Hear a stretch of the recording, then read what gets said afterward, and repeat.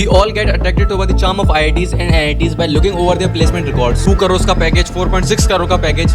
This is one side of placements of IITs. But have a look at the other and more darker side. Only 57% students studying in civil engineering in top 10 IITs managed to secure placements in the year 2020-21. Percent of IIT students who don't get placed even after registering for placements is around 23%. So here are the questions. How is the placement at IITs? What is the competition level? Which branch has the highest placement? Which branch has the lowest?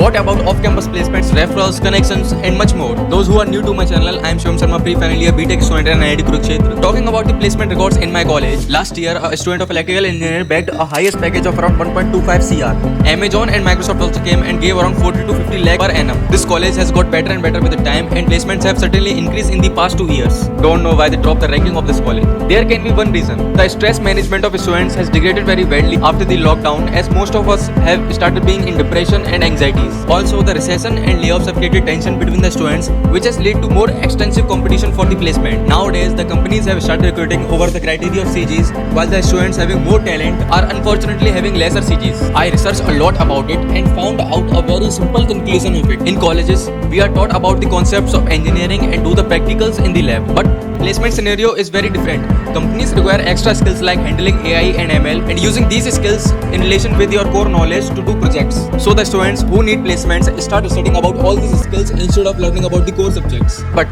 as most of the companies have online interviews, so majority of the students perform well in the interviews, and the companies use CG based criteria to screen out the students. Competition ही खत्म कर दिया भाई.